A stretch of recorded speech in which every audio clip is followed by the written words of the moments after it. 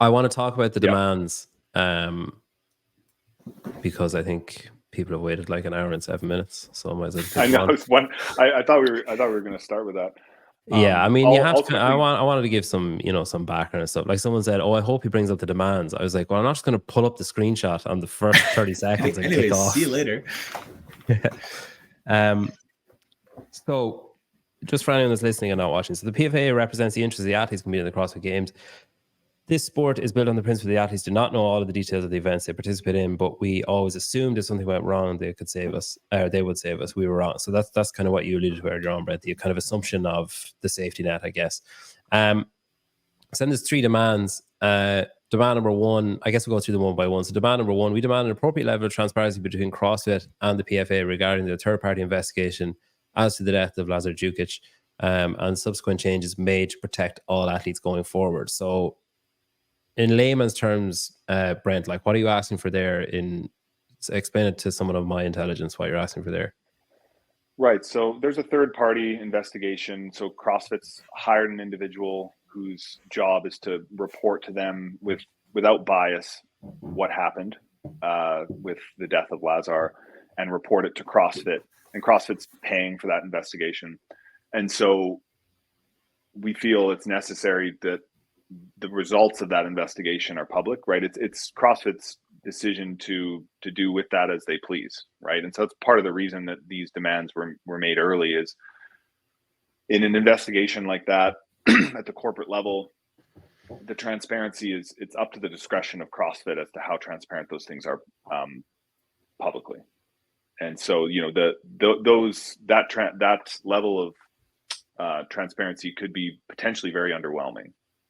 Right. And it will take weeks. Right. I think, I heard something like 4 to 6 weeks when it started, which was, a week and a half ago. So we're 3 weeks at a minimum left approximately. And then, we want obviously as much of that information as possible. We feel like it's important information to know. And then if nothing else, at a minimum, informing best practices moving forward for a swim, if there was something done wrong that, at a minimum, there should be some transparency as to, hey, like what can be done in the future. But also, I think, the athletes want to know what happened to their friend. The second one, then, we demand CrossFit create an independent safety team to liaise with the PFA on an ongoing basis. So is that like an internal, like a CrossFit employed team, or is this like a separate entity to go between you guys and CrossFit, or what does that look like? So I think the wording of that stems from the idea that what we don't want is for there to be, hey, we have someone on the safety team and they report directly to the team, as in they're underneath them. So it's like that safety, we need to understand they have safety personnel, right? Like they would have had safety personnel in some capacity, but there's no transparency regarding, well, who has final say whether an event continues, right? If they put a thermometer in the water or they test for E. coli or they put a thermometer in the air, what is that line and who gets the final say? If it's 1 degree over, is that the sport team that goes, I think it's fine, let's do it anyway? Or is it the safety personnel where it says, hey, we're canceling the event, or we'll do it later, or, who gets that final say? And in the absence of that transparency, there's a fear, and not an unjustified one, that, right, like who's making that decision? And so it's really around that. It's like, there's a desire for some transparency on where are the reporting lines, who has the final say, and who's creating these guidelines, and a desire, as we've mentioned, to have an active role in the creation of those guidelines prior to the start of the competition, like, a review by people that the athletes trust, whether that's, someone who's independent, who's not competing, or someone who is competing, depending on the specifics of those plans. The other thing, Peter, is like in the past, this is maybe learning from our own mistakes a little bit, where we would like to have someone that's going to liaise with us as well as CrossFit, like ideally either a go-between. I think safety needs some form of veto right. But in the past, when we were like, hey, we've created kind of this athlete group, this PFAA that, we can be a resource to you.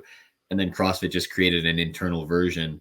and you don't know who they're putting on that, right? Like it can be, you could just, if we're saying, oh, I think this whatever movement, this standard should probably be readdressed, it's causing a lot of confusion, and then you just find 5 people who think exactly like you and you make them your board, then you're just going to get the same stuff. They're gonna be like, weird, I just asked all my best friends and they think exactly like I think, so you guys are wrong. And like, that's not really constructive. So I think that was what our fear was in that initial experience with the internal athlete committee, is like, we don't know who's on it. And you could just be getting a bunch of yes men to say exactly what you think because they want to be on the internal committee, and it's such a privilege. And then nothing actually ever changes for the better because of that. So if that happened on the safety side, it's, yeah, like Brent said, someone saying, hey, I think this is maybe a safety concern, and the team just goes, yeah, nah. Or worse yet, they're too scared to put their hand up and raise a flag to the safety team because there's sort of like, a bit of embedded fear that like you're going to lose that position or you're whatever if you start raising flags and making a stink.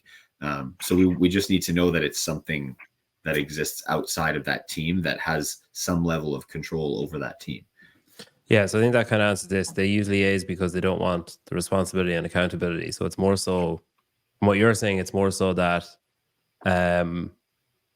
it's like an independent, almost third party that would raise your concerns and then receive the feedback and give it back, as opposed to, say, CrossFit being able to say, oh, it's just the athletes whining, or you guys being able to say, oh, it's just CrossFit being like mean or whatever. Like, there's an independent go-between that can act as a kind of a professional middle guy or whatever, rather than responsibility and accountability being an issue.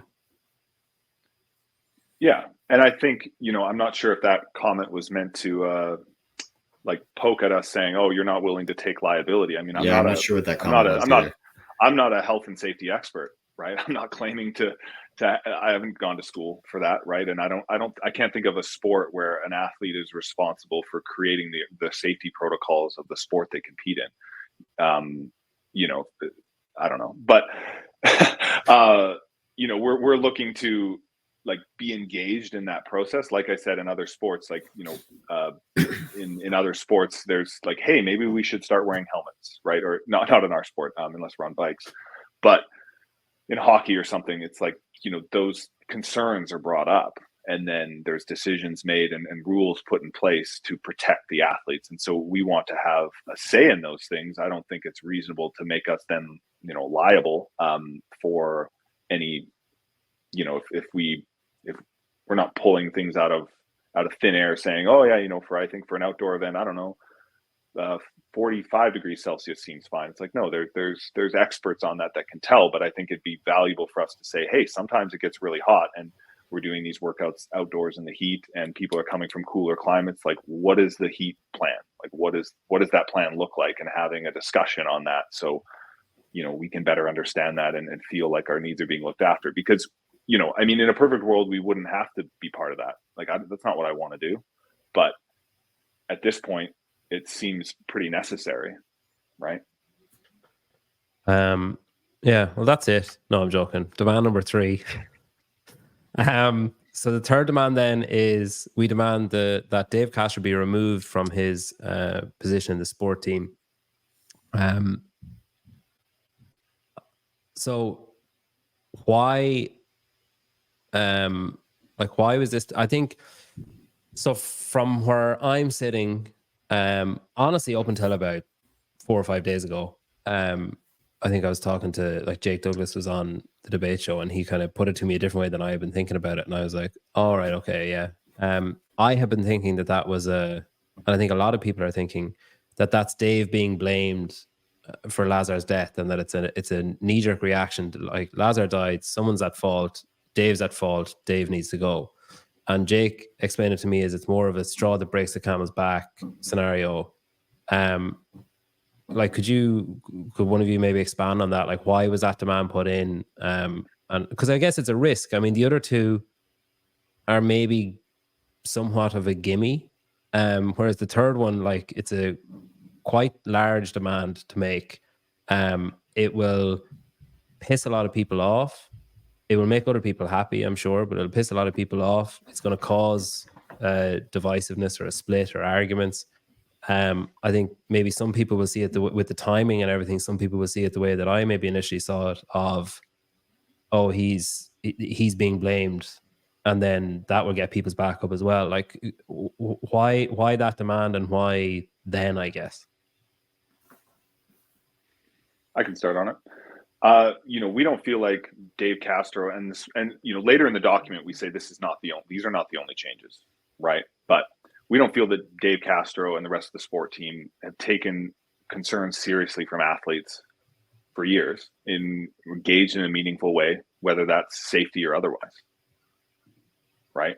And so trust is broken down to a point where, we feel like all the things that need to happen for this sport to become better, and safety being obviously, the first one of those things, the relationship between athletes and the sport team, and with Dave Castro as the head of the sport team and the head of that culture, it's going to be extremely challenging to make those changes, because, the best indicator of future behavior is past behavior, right? And if you look at, our conversations around just looking for the basic level of, can we have some indication as to the heat we're going to be exposed to so we can prepare safely, right? If that's just pulling teeth and emails back and forth and subversive, and then more information is leaked, or not leaked, but, revealed on independent podcasts or on a personal YouTube account, it's like, this is like a last resort, right? We've been trying to do these things. We've been trying to improve relationships privately, professionally. And if the athletes don't trust the person like responsible for the sport and dealing with their concerns, what left is there? What is there left, right? And so it's certainly not like, it's not a knee-jerk reaction to specifically the death of Lazar, but if that's not a what's the term, like a wake-up call or the final straw, it's like, what left do we have, right? What is there left? If trust has been breached, and there've been questionable practices in the past, and I mean, even to the point of Thursday afternoon, I think I spoke about this on it was the morning chalk up interview that we did in conjunction with this release. People said, well, we should give him another chance, right? I think this will change things. Well, look at, we had that meeting on Thursday, and, Pat was saying, athletes were more just like, did you have your PFAA hat on? It's like, man, we were trying to look out for athletes as people more so, right? And, they've never asked for our opinion in a meaningful way in the past, right? And seriously considered our opinion in a meaningful way in the past. And now in the wake of this tragedy and a death, they're going to say, hey, break into groups and have a vote and elect your peers and then come to us. I'm like, this is what we've been trying to do for you. We've been willing to do this for free. And now you're coming to us in this situation, trying to lean on us. And so at the end of that, like the last thing that was said in the smaller group was like, I said, Dave, it is not reasonable to make a statement saying this was done in collaboration with athletes, given this situation. Can you make sure that you do that? And he said, yes, I can. And then the next morning, opposite of that, right? Has his week in review, is on the broadcast in another meeting with media, and goes at length to how this was done. We spoke with athletes, we did all this for the voting, that spoke with athletes. So like, where is the trust there between the athletes, that have been trying to communicate professionally, privately, in a meaningful way, taking nod from other sports, organizing association, voted in by our peers, for athletes, by athletes. And then, and so it's just, we worry that there'll be this, like Pat said, something will happen. There'll be some placation. There'll be some, hey, we'd love to hear, and then it'll fade out again, because that's what happens every time. Something has to change.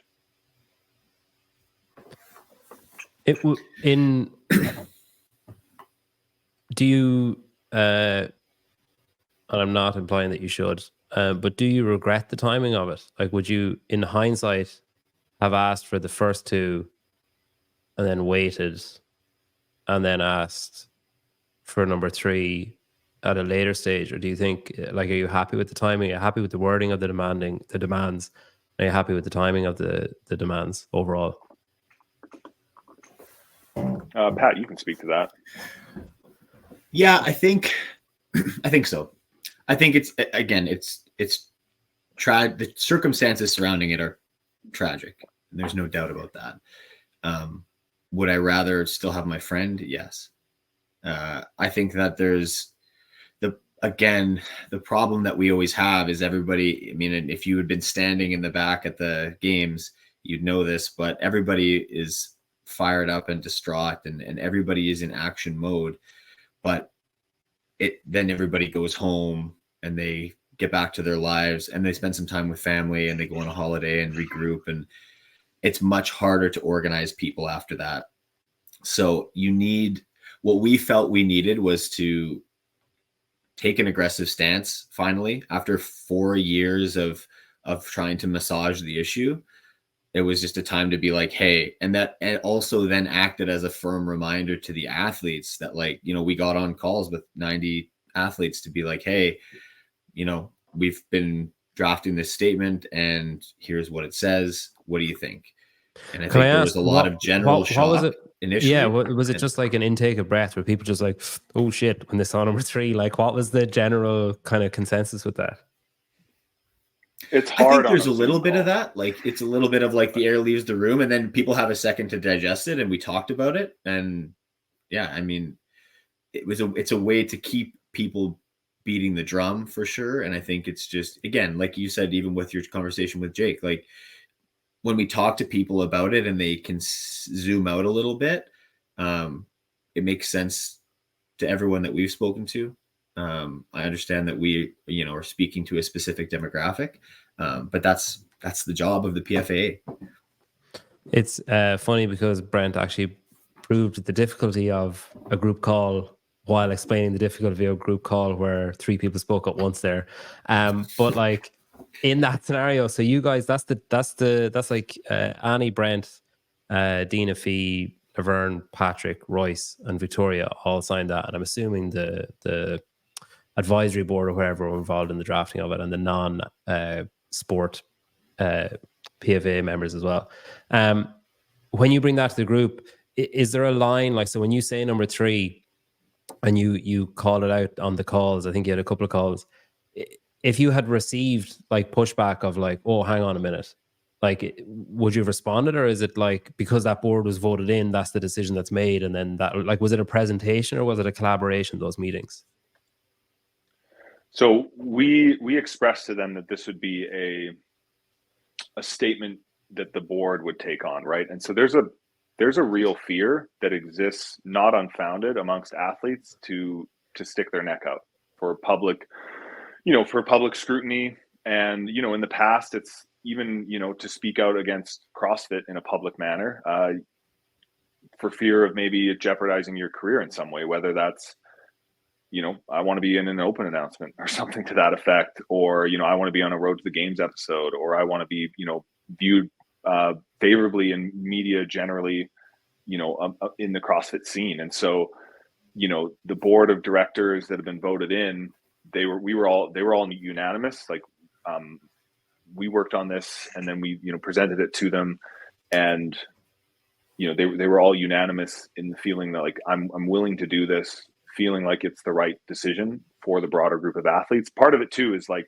those board of directors, they're the ones that have been on the calls these last 2 years, right? And that's an important component to this, is they've been boots on the ground. We've been having these conversations. Even if they're not on a call, we'll update them on the call after. And so they're intimately aware of, because like we said, it's not a knee-jerk, singular reaction to the death of Lazar. It's a culmination of a lot of factors. Some of those stories are public, some of them are private, regarding other athletes' treatment by the CrossFit sport team and their culture of disengagement with athlete concerns, safety and otherwise. So, the board was willing to do that on behalf of, the remaining, the eligible voting members, right? Does that answer your question? Yeah. Did you straw poll afterwards or anything? Like, do you know how many of the 70 Oh, there's probably team members as well. However many athletes were on those calls, like 90, 100, whatever. Do you know, was there a vote or a pop, a straw poll taken or anything? Or did you just deliver it and then go off to, well, they seem to accept that readily enough? We spoke to some people in private afterwards because we opened it up to say, like, look, I understand it's difficult to offer a dissenting opinion in a large group, especially if it feels like overwhelmingly the majority is leaning one way. So opened it up to be like, message any one of us directly after this call if you feel like you have something you want to say or share. And we had a few people take us up on that. And it was a minority, but I think it's important. The ones who did engage in that either way had a different opinion.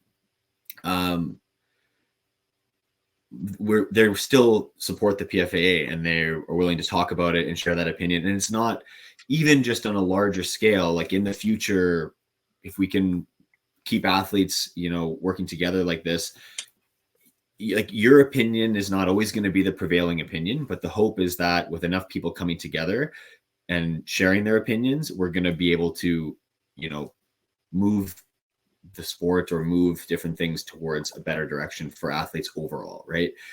So while you may not get your way one time, you do the next time, maybe you do the next time. But we hope that that's the case overall. And it seems that everybody who had a different opinion understands that. And everybody had a very, civil conversations about it. It's not like people were screaming up and down and trying to say bad things about the PFAA afterwards.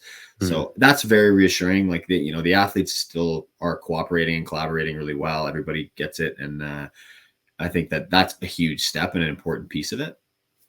I mean, we've had some people that wish we've had some athletes that wish we had a firmer stance, and then we've had some that wish we took maybe later and softer stance. Some athletes want to make sure that, there's some athletes that said, it has to be very apparent that we don't just want this singular change. It's not just, okay, Dave Castro is, and to clarify too, it's not a removal from CrossFit Inc. entirely. If CrossFit Inc. wants him to be part of affiliates training, like that's completely fine, as that's not our area of focus. And, he's obviously has a lot of value to those places. But some, athletes, and including myself, have reached out and expressed, like, be clear that this is not the only thing that changes. It's not just, if let's say, they agreed to all three of these demands, it's like, great. And then just business as usual. Like there's this culture and this pattern that needs to be broken and changed. And then to Pat's point, people have reached out that have not agreed specifically with demand number 3, but they still want to be and are active voting members of the PFA because they believe in athlete representation, because without it, what do we have, right? We're just hoping that things go well. So you kind of alluded to it there. So there's maybe multiple, but we'll just pretend there's 3 plausible outcomes, right? So scenario number 1, CrossFit come back and say, all right, number 1 and number 2, yeah, no problem. Number 3, no. And then scenario number 2, they say, tick, tick, tick, yeah, we'll do the 3 of those things. Let's work together, whatever. And then scenario number 3, they say, like, no across the board, we're not doing any of those things. So say they say no to everything in scenario number 3. What do you do then? Like, is there, like, do you strike? Like, do you try and organize a strike with the active members of the PFA? Do you boycott? Like, what's a demand means that there's a consequence if the demand isn't met, I guess. So, like, what are the consequences of them not being met? Pat, you want to take this one? Yeah, I mean, no, I don't believe that's actually technically what a demand means also. But I do think that, let's say they'd say no to all. Yeah, I think that's a terrifying look for that company on the whole. And I think that if you're just like, nah, safety, nah, transparency, nah, like, I don't know how other athletes are going to feel, but certainly I think that lays very bare some of the sentiments that we've felt for a very long time. And I have a hard time seeing people get on board with that. I think you're going to have a lot of trouble getting affiliates on board with that, I think that's going to be very harmful for their image. So I don't even see that as a real possibility, to be honest. Have you thought about what you would do if they did do that, though? If they did say no, would you be like, all right, well, I'm not doing CrossFit anymore? I think that we're pretty committed to not asking athletes. We're not leaving athletes out in the cold. So I think that what we want to do is, partly with what we're doing with partnering with other events and speaking a lot with event organizers and creating good inroads, is trying to create really good, high value, safe competitions elsewhere, where athletes can still compete and earn a living. We love the sport. The sport's going to continue to exist regardless of whether, if the CrossFit Games dissolves next year, like the athletes will still compete in other events. So they're a big fish, but it's not the only game around. And I think that, there's probably, I don't think that we could demand that athletes do a certain thing. But I think that, there's a lot of athletes who would certainly choose not to. And we would encourage them to go engage in some other opportunities that have shown to be, more trustworthy organizations or more willing to work with athlete interests.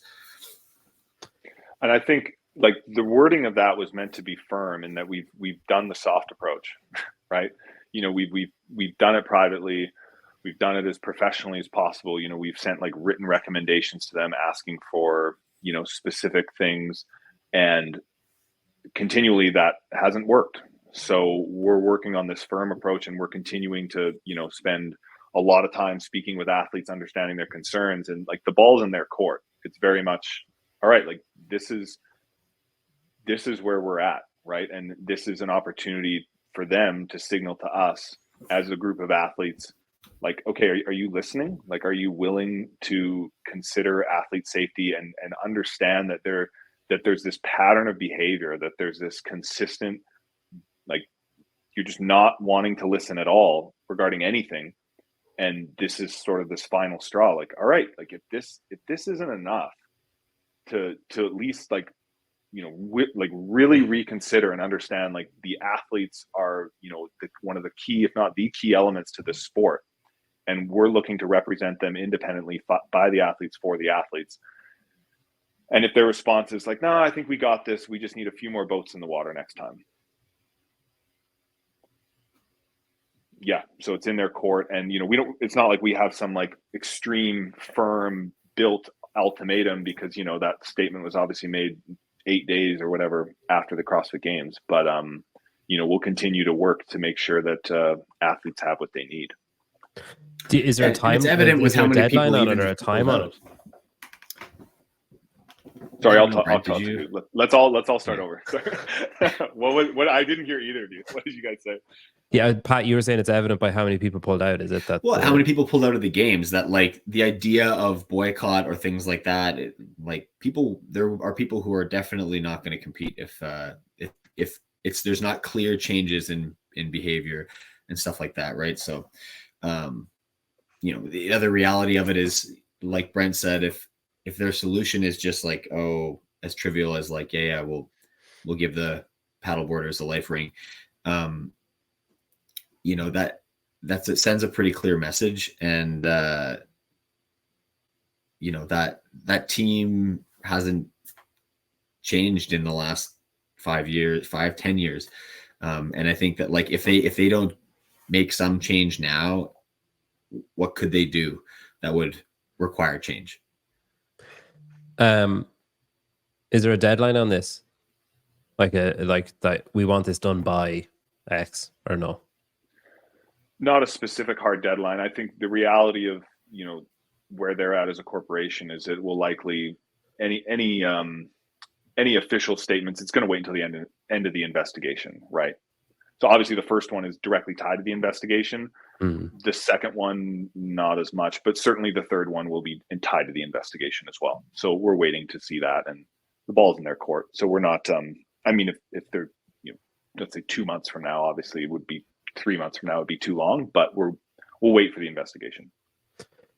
Did you do this privately first? Like, did you go to the board or Don or anyone with this first and then release, like, not have it received as you wanted to and released it publicly, or was the plan always to go public straight away?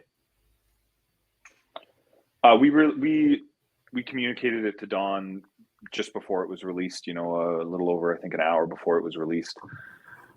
Again, we've tried the private method, right? That's the thing, is like we've tried that private professional method to CrossFit, hoping for them to reciprocate and, work collaboratively with us, and it's consistently not worked. And so our trust in them to bring that to them privately and say, hey, this is what we'd really like.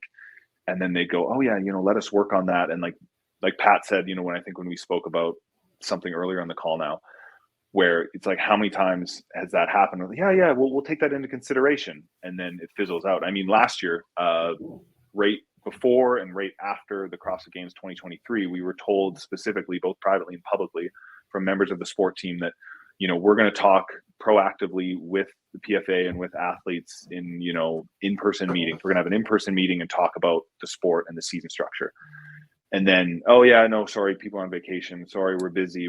And then it eventually just petered out. And then we kept emailing, it's not like we were emailing every 2 days, but we would email as periodically as felt professional, until eventually we were sent back an email, and it was specifically stating the areas that they were willing to and not willing to discuss with feedback, and, a specific timing of calls that was, once every 2 months for 30 minutes.